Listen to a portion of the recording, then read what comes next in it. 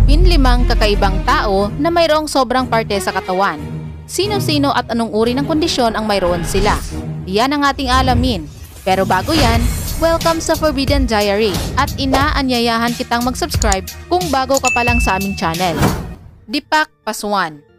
Ang batang isinilang na may nakakabit na parasitic twin sa kanyang dibdib. Ang kondisyong ito ay nagiging sanhi kapag ang fertilized egg na dapat sanay mahahati ay hindi lubusan ang paghihiwalay sa kaso ng identical twin pregnancy. Isinilang si Deepak sa maliit na nayon ng Belahari sa Bihar na estado ng India. Sa rehiyong ito ay mahirap ang kapasidad ng healthcare. Ang mga buntis na kababaihan ay hirap upang maka-avail ng prenatal check-ups at ultrasound.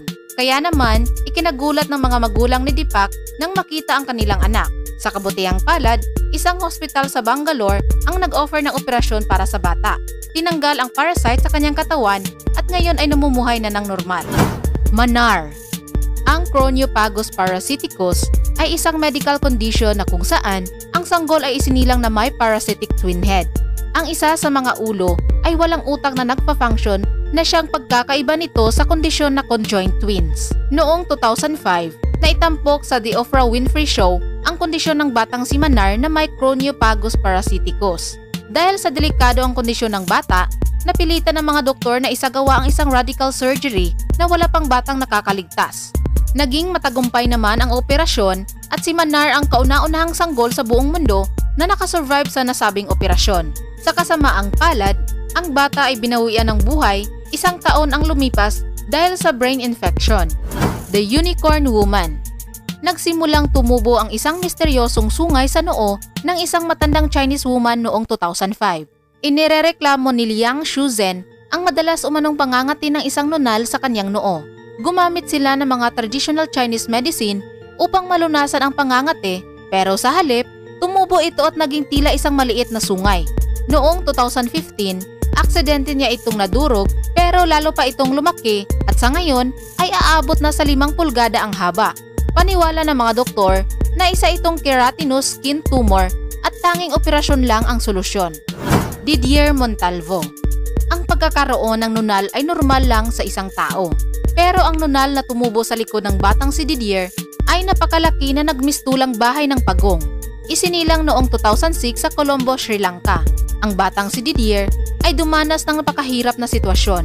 Halos lahat ng tao sa kanilang lugar ay iniiwasan ang kanilang pamilya dahil sa paniniwala na isinumpa ito ng kung anumang masamang espiritu. Kaya naman, dinala ang bata sa United Kingdom noong 2017 upang maoperahan at tanggalin ang nunal na may bigat na halos 20% ng kanyang timbang. Keng Keng. Isang batang lalaki sa China ang isinilang na may rare birth defect na talaga namang kumurot sa puso ng kanyang ina at ng mga taong nakapaligid sa kanila. Si Zhao Weikang o kilala sa palayaw na Keng Keng ay isinilang na may transverse facial cleft, isang uri ng deformity na nagbibigay sa kanya ng anyo na tila may 2 mukha o maskarang nakapatong sa mukha. Napakabihira ng kondisyong ito na may tsansa lang lumutang sa 1 out of 300,000 live births. Sa tulong ng mga donasyon galing sa publiko, nakalikom ang pamilya ni Keng Keng ng perang sasapat para sa kanyang operasyon.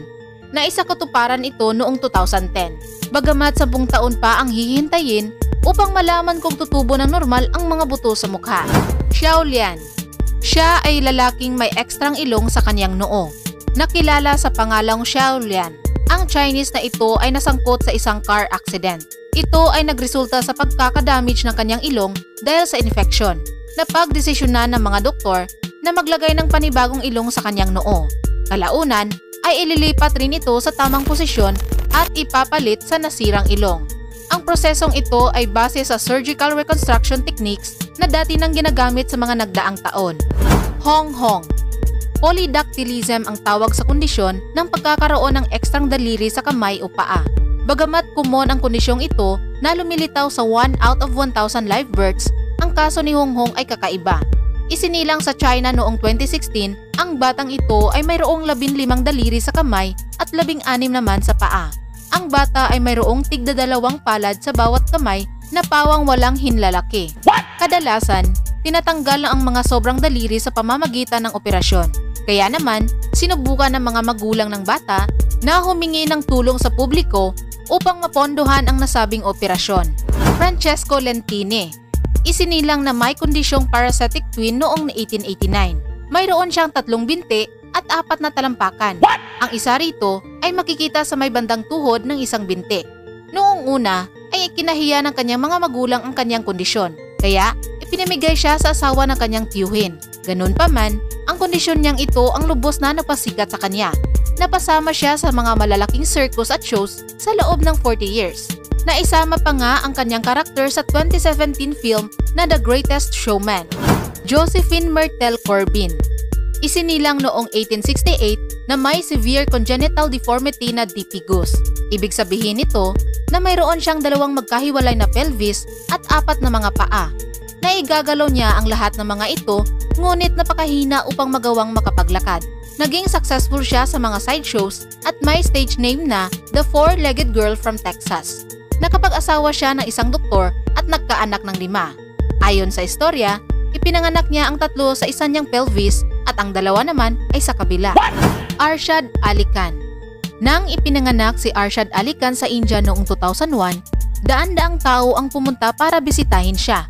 Ipinanganak siyang may buntot na may 10 cm ang haba. Tumira siya sa isang templong pinagawa para lang sa kanya sa loob ng 14 years. Araw-araw siyang dinadasalan at ang mga bumibisita sa kanya ay nag-iiwan ng pera o regalo kapalit ang kanyang blessing. Pinaniniwalaan kasi na siya ay isang balaji o batang Diyos. Maraming doktor ang nagkumbinsi na kinakailangang tanggalin ang buntot ng bata. Pero dahil sa pressure ng komunidad ay hindi agad ito napagbigyan. Naisagawa ang operasyon noong 2004 na tumagal ng halos 7 hours. Sa ngayon ay naging normal na ang pamumuhay ng bata. Jasmine Trideville. Pasok sa top 5 ng ating listahan ang babaeng gumastos ng $20,000 upang magpadagdag ng pangatlong hinaharap. Pangarap ng 21 years old na si Jasmine na maging reality star. Ayon sa kanya, aabot sa 50 hanggang 60 na doktor ang kanyang natawagan bago siya nakahanap ng doktor na payag para gawin ang operasyon.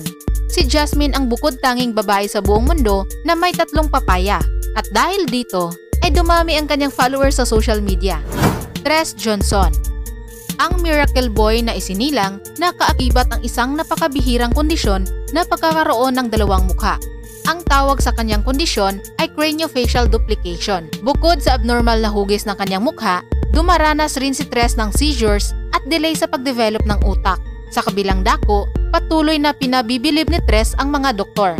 Una na kasi nilang natansya na hindi magtatagal ang buhay ng bata. Ngunit taong 2017, ang huling balita tungkol sa kanya ay nakapagdiwang pa siya ng ika-13th birthday. Cassandra Bankson. Kilala siya bilang isang model at vlogger na nakafocus sa paggawa ng mga beauty videos. Pero noong 2004, ginulat niya ang lahat sa kanyang matinding revelasyon patungkol sa kanyang personal na katawan. Siya ay mayroong 2 female organ. Maliban dyan, ay mayroon rin siyang 2 uterus at fallopian tube. Ang tawag sa kanyang kondisyon ay Diddlefish. Napakabihira nito na aabot lang sa 100 ang kilalang kaso sa buong mundo. Doble rin ang pahirap nito para kay Cassandra dahil 2 beses siyang nireregla sa isang buwan at madalas siyang magka-menstrual cramps. The Double Banana. Ito naman ang male version ni Cassandra. Isang lalaki sa UK na nagpakilala lang sa pangalang Tommy na mayroong 2 kargada. Hindi umano ito peke at milagro kung ituring ni Tommy. Siya lang sa kanyang buong pamilya ang may ganitong kondisyon. Pagbubunyag niya na napaka-healthy at gumagana ng maayos ang kanyang 2 saging. Minsan rin di umano ay exciting ang pagkakaroon ng dubling parte sa katawan. Ikaw, ano sa tingin mo? Sana all. Bago tayo magpatuloy, ilike mo muna ang videong ito. Baka makalimutan mo eh. Mag-subscribe ka na rin para friends na tayo. Ganga and Jamona. Ang magkapatid na ito ay nagsishare sa magkadikit na katawan na may 3 paa at 4 na kamay. Sila ay conjoined twins at pinagsasaluan ng halos lahat ng bagay sa kanilang buhay, maging ang kanilang iniibig. Silang 2 ay na-inlove sa iisang lalaki at pinakasalan din naman sila nito. Siya ang nagsilbing Prince Charming sa buhay ng magkapatid. Alin sa mga taong ito ang higit na ng paggulat sa iyo? Huwag kalimutang mag-iwan ng komento, i-like at i-share ang ating video at mag-subscribe sa Forbidden Diary.